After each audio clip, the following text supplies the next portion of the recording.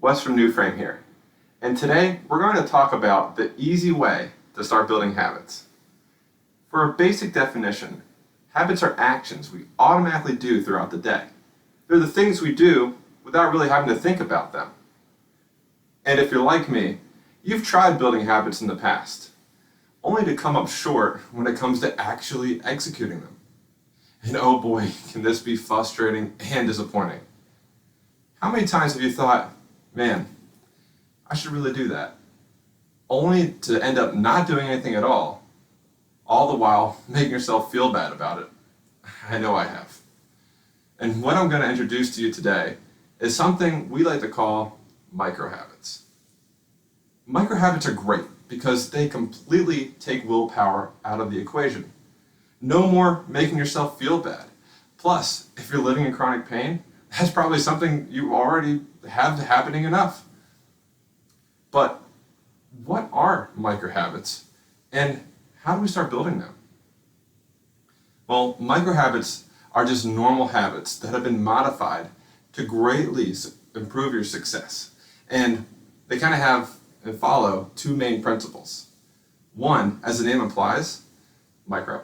They start super small. And two, they manipulate the three-part habit building loop, which is trigger, routine, and then reward.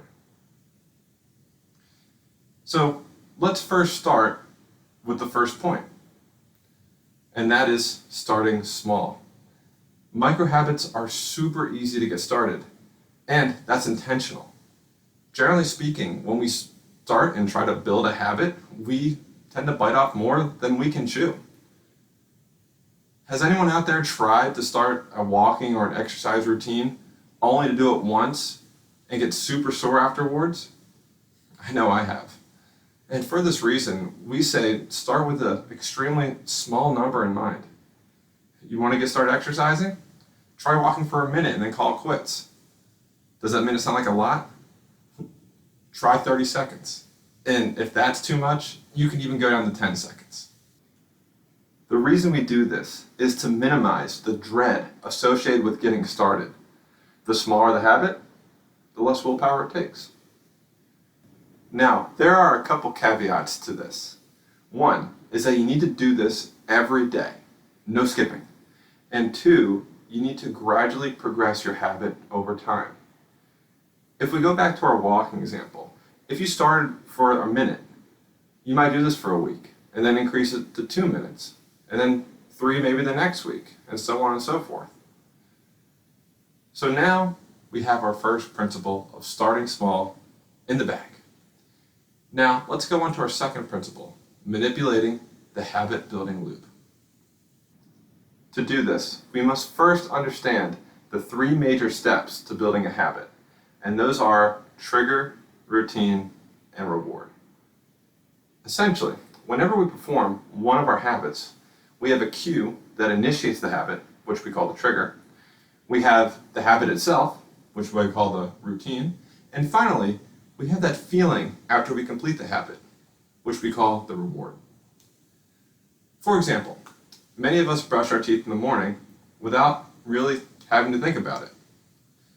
In this example, getting out of bed is the trigger, and the actual brushing of your teeth is the routine. The minty fresh taste in your mouth is then the reward.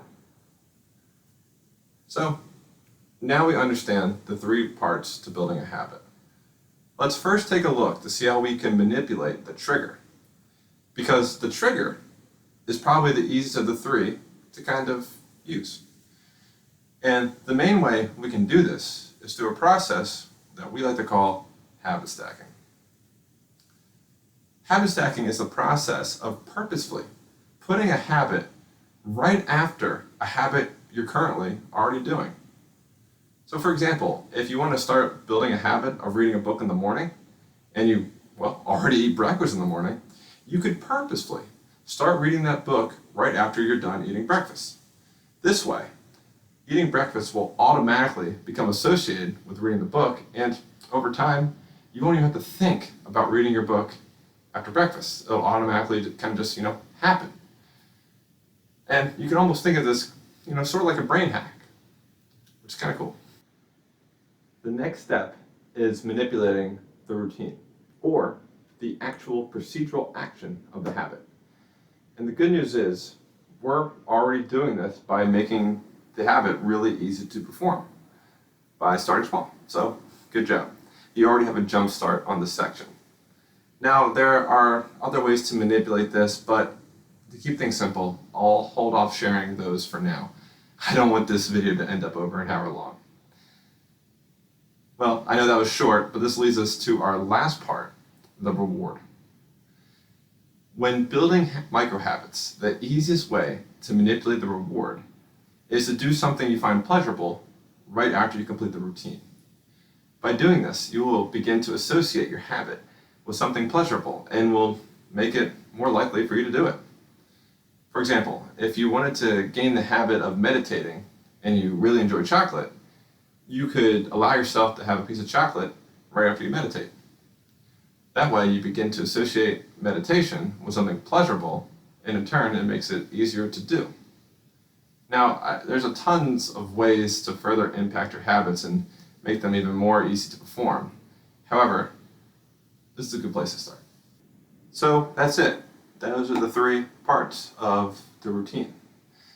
And there are tons of ways to further impact your habits and make them even more easy to do. However, I think this is a good place to stop for now. If you want to learn more, stay tuned. There's more coming. And if you don't want to wait, consider signing up to be a beta tester. If you're at all interested in becoming a beta tester, just send me a message. I'll be happy to hear from you. But that's all for now. Take care.